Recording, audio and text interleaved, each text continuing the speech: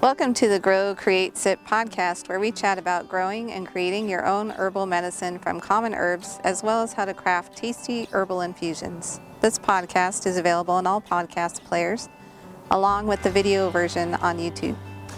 Every week, we will take some of your questions as our topic of the week and get you the answers that you are looking for. Feel free to leave questions below this video, or if you are listening, send them to us at howdy@farmhouseteas.com. Hello, I'm Paul. And I'm Cian. This week on the Grow, Create, Sip podcast, we are going to talk about my top 5 herbs to grow for tea in your garden. All right, that's going to be good. Yep, right up our alley. Yep, just right in the wheelhouse there. But first, we're going to talk about what's going on the farm this last 2 weeks, because we missed a week of podcasting. That's right. Yeah, so A little bit of an update here. Yeah, been a wild 2 weeks. Yeah, very busy. So what have you been up to?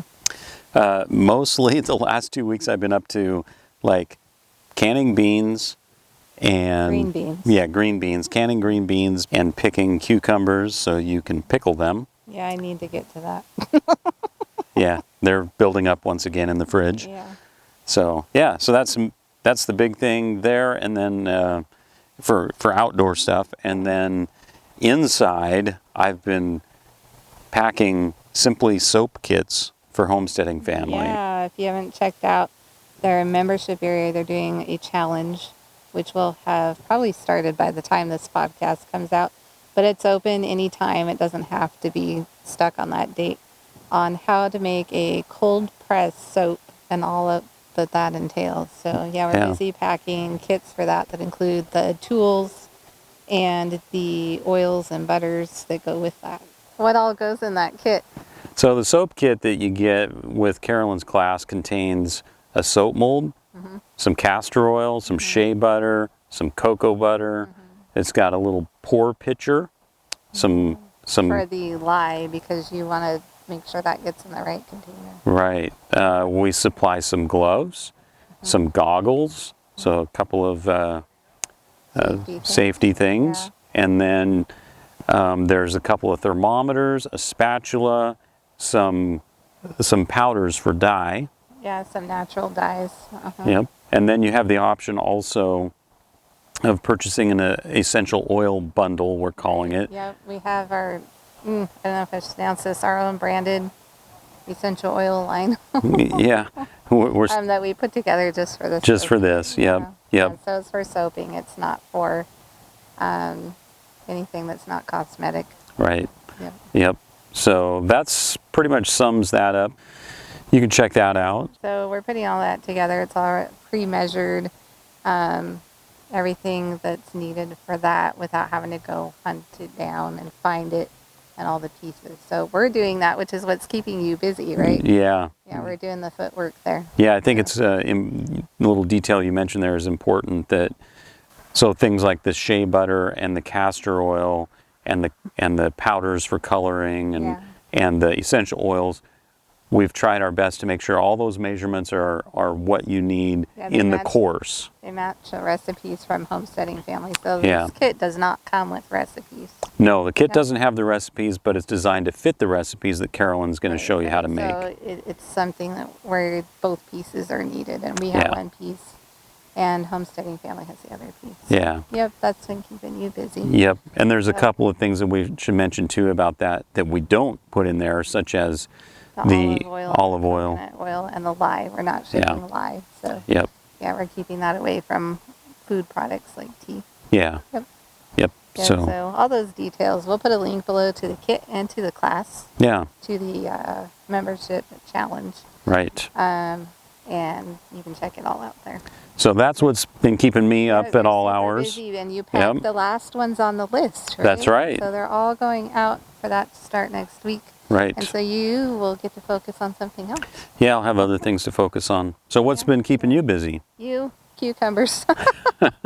Yeah. And green beans. Yeah. So we're kind of trading off on who picks those things to our bean tunnel, because I can do that without having my chronic fatigue kick in too much. The bush beans were not something I could help you with. Yeah. Bending over and picking beans is difficult.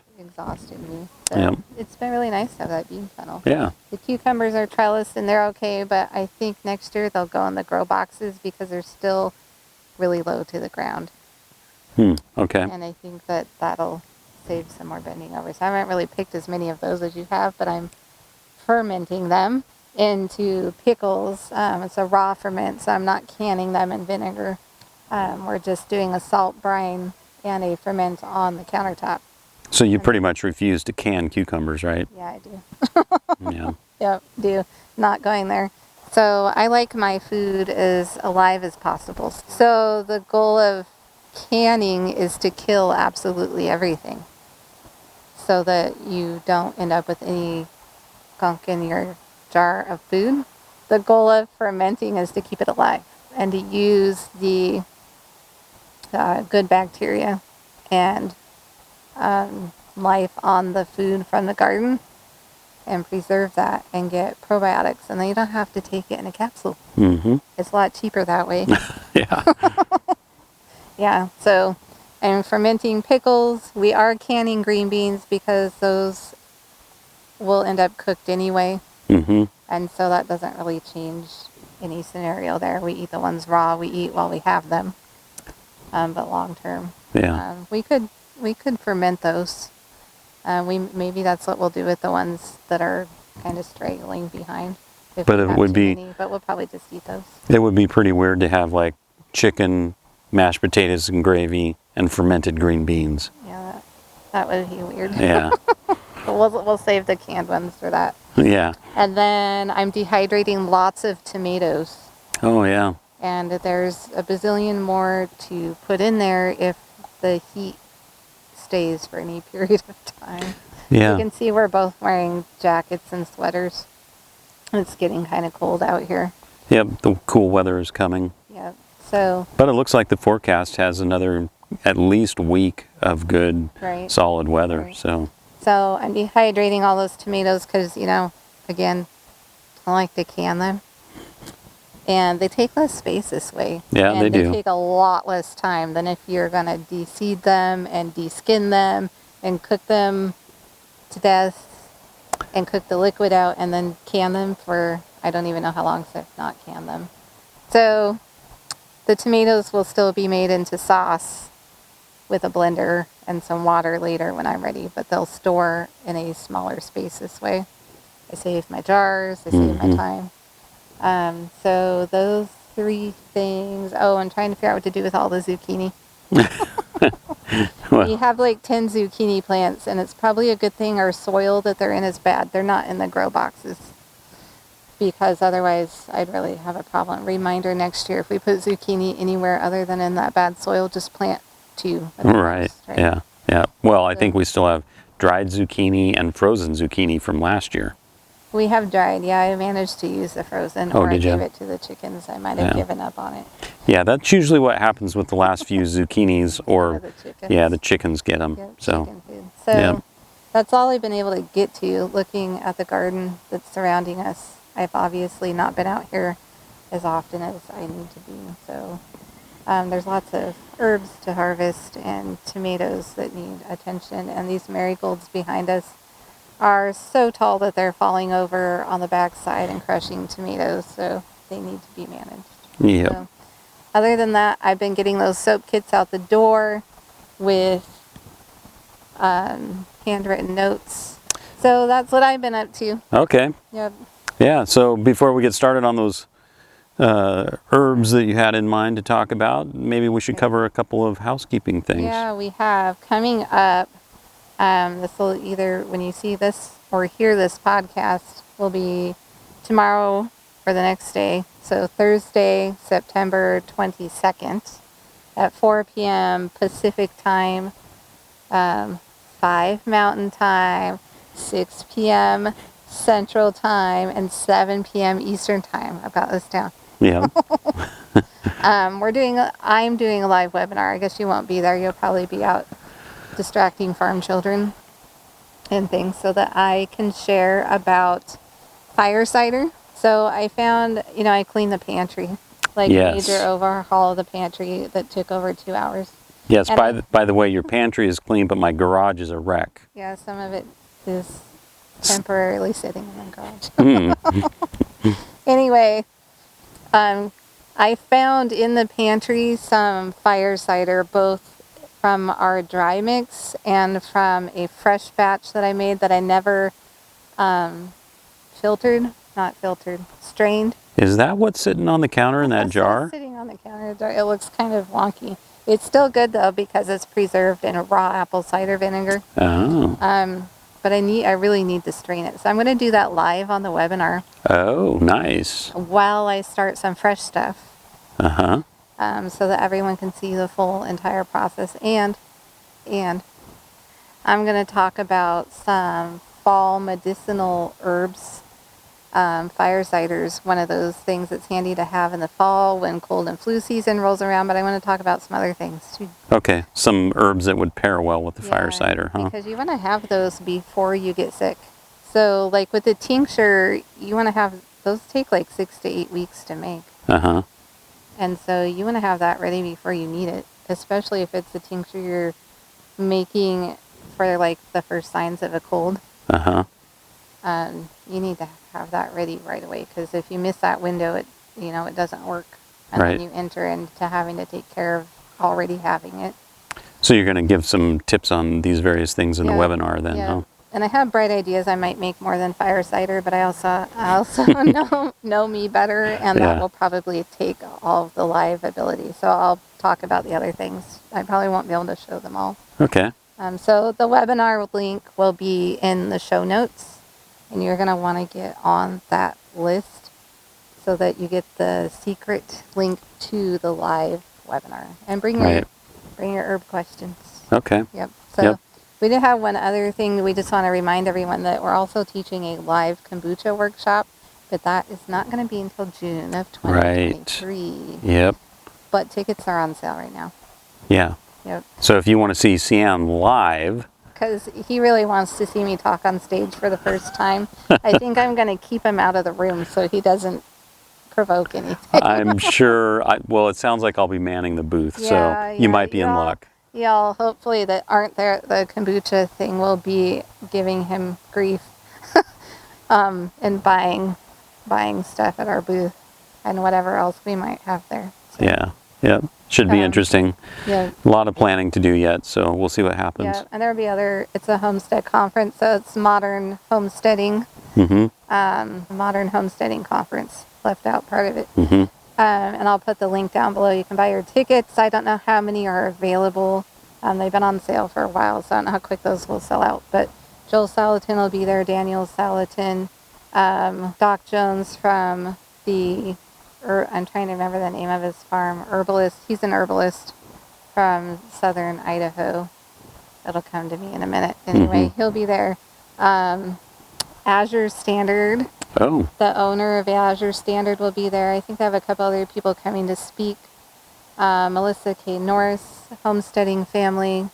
The list has doubled since last time we mentioned it, and I can't remember all the names. I should have looked them up. So yeah, big to do there. Yeah. So where is that again? Yeah, this is in North Idaho, Coeur d'Alene. Yep. So at the fairgrounds there. Next June. Next June 2023. Yeah. So I think that probably covers our couple little things we want to mention, just the webinar that's coming up as well as that conference. So let's dive into our topic for the week. Okay, so it's 5 herbs, huh, that you want to cover that have to do with what? Being able to grow the herbs in your garden from tea specifically, but they also happen to be medicinal. Okay. Yeah.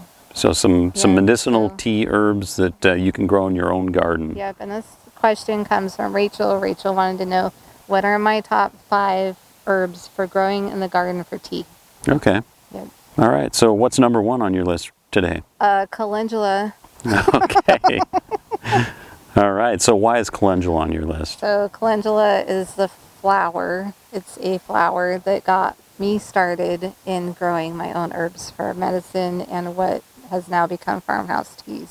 So what's calendula good for? Calendula is excellent for the skin, inside and out.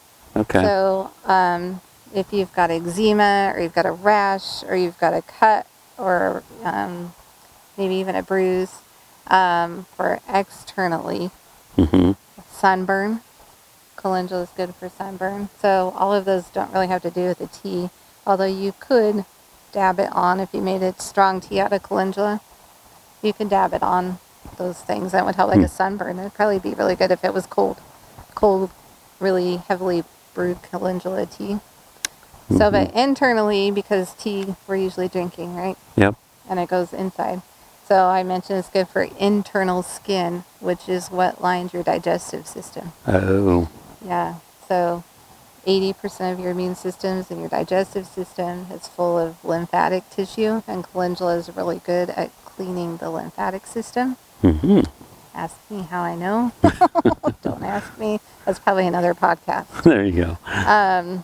Yeah, we should just cover these real briefly. Otherwise, we may be here a while. I could probably talk an hour about calendula. So why are we covering calendula in the fall?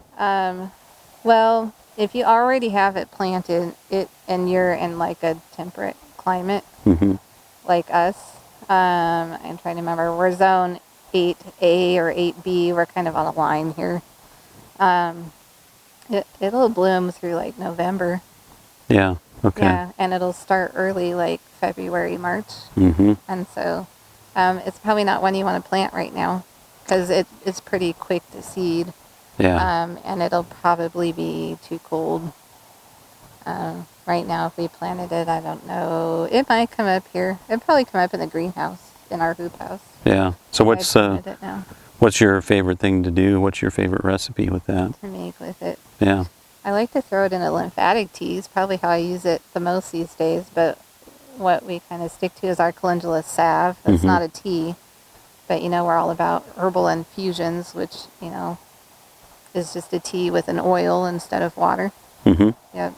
So when we sell that, you make lots of that calendula salve. I have done that a few times, preparing the oil just by basically steeping it for an extended period of time. So it's just like tea, but it's oil. So. Mix your calendula flowers in with the oil and put it on low heat for a number of hours. And it's also a feature ingredient in one of our first tea blends. Right. Rose Garden Repose, which is a nighttime tea. Yep. It's supposed to be really soothing, I guess, right? Yep. So it's just kind of a soothing, calming herb, and it's because it's going to calm down any inflammation in the digestive system. Okay. So these are great to grow in your garden because here in North America they grow pretty easily wherever you are, right? Yeah. Someone will probably let me know where it doesn't grow. But, yeah. In general, they're super easy to grow. I mean, that was the first thing I grew, and they are just all over the place. And you won't believe it with this garden, but I really do have a black thumb. It's getting greener. Yeah. So. Okay, so what else? What's next? You mentioned fall, so let's talk about the couple that I have on here for fall. Okay. Roses was one, right? Yeah, roses. We're getting ready to finally plant those roses. We did that unboxing for. We've been keeping them alive in the greenhouse. They are alive, right? Yeah. There's a couple of them that have made it into the grow boxes out here in the garden, and they're actually making progress. In fact, I see that one over there like shot up a new sprout. Yeah. Way away from where it's supposed to be. Right. Yeah. Anyway, so those two are doing good. We're trying to get those specific ones to climb a trellis. Yeah. But one is working, one is not. Anyway, we have those other ones. Yeah. And we bought those specifically to do an experiment in growing our own rose hips. Right. Yep. And so we're going to get those planted. But so the reason that roses is on my list is for the rose hips. And they're high vitamin C content, but those rose hips are also really flavorful. We use a lot of rose hips in tea. We do. We use a ton of them. Yep, they have a tart berry flavor. Okay, and so other than the flavor, the really yummy flavor, it can be a bit tart. So you want to keep that in mind when you're blending.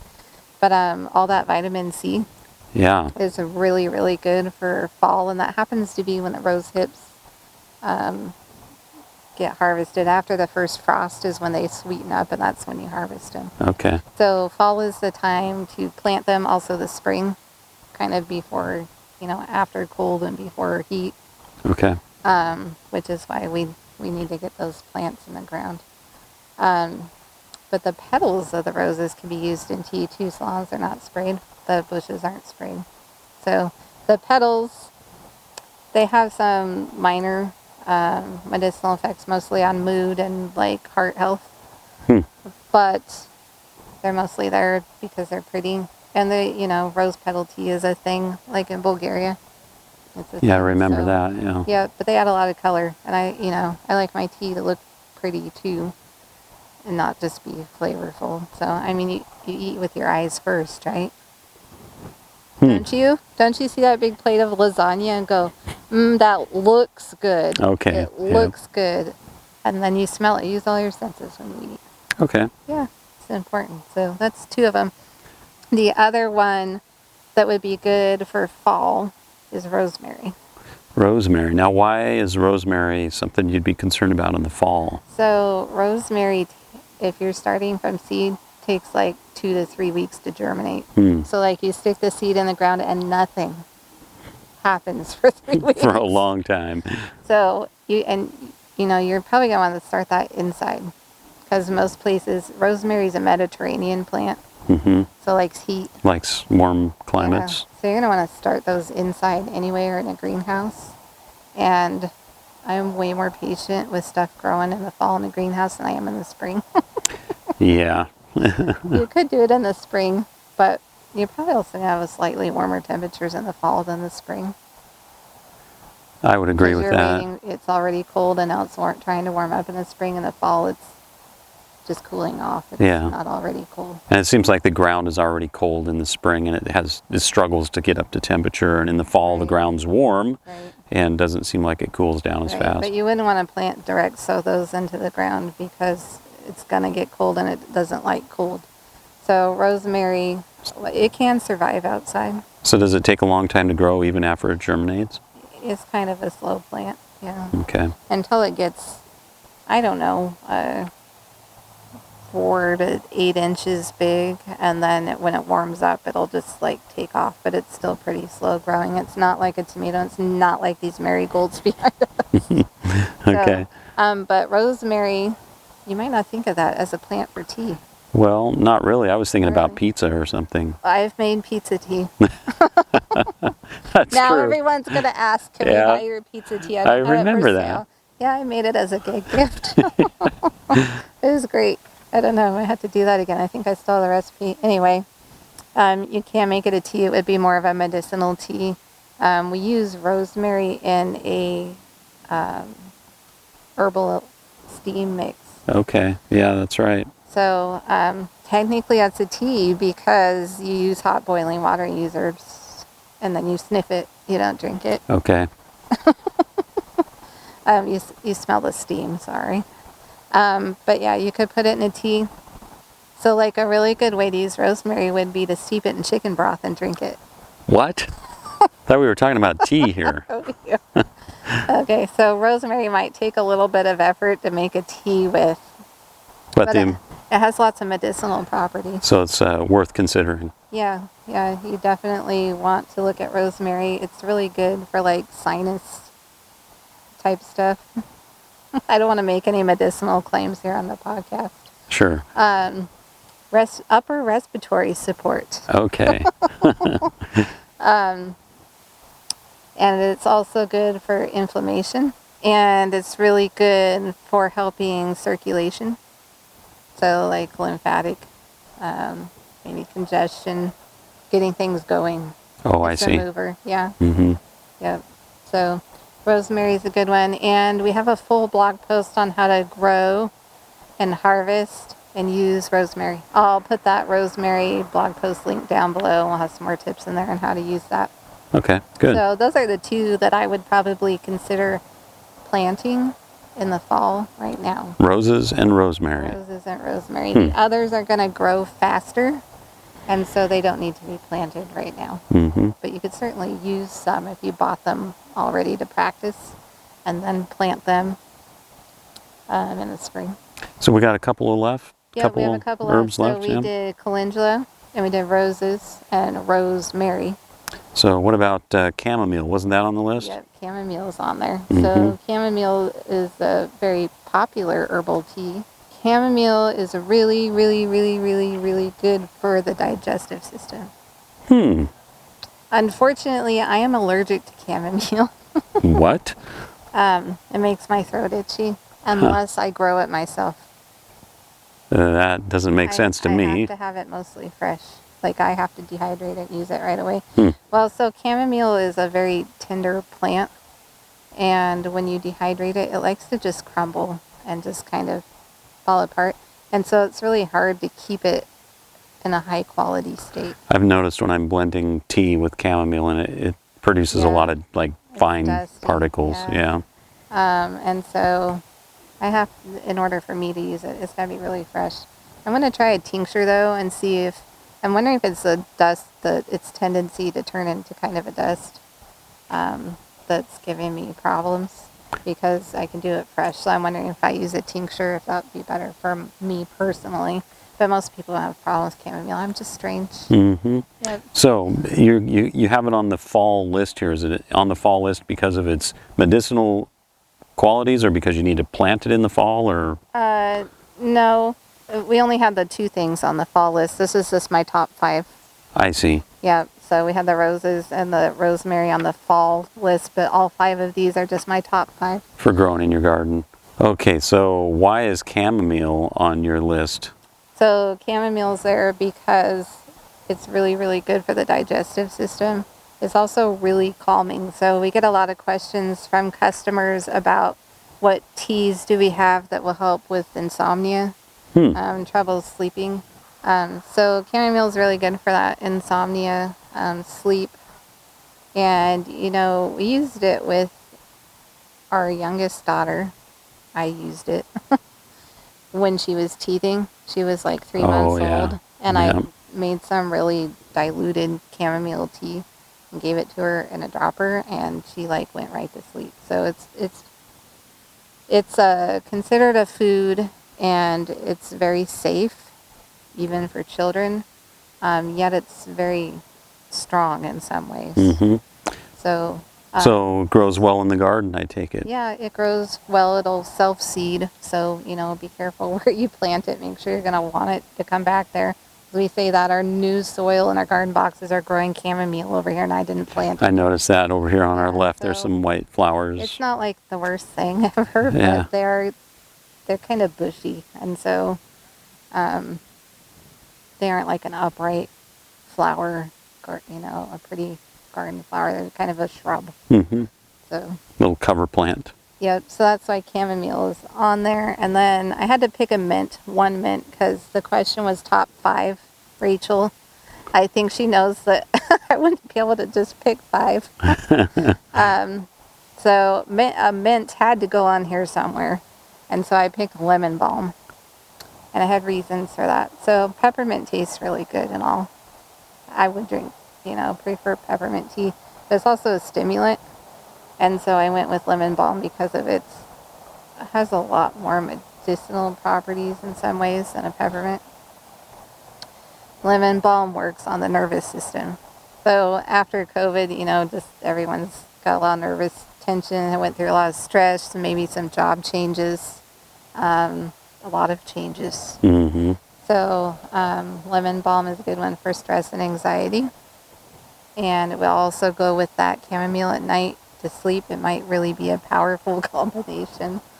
I know my sister uses lemon balm and says it works really good for calming down at night. Right. So if you're fighting anything like adrenal fatigue, chronic fatigue, something where you're tired, and that might make it sound like you're so tired you just sleep, but you actually need energy to be able to fall asleep.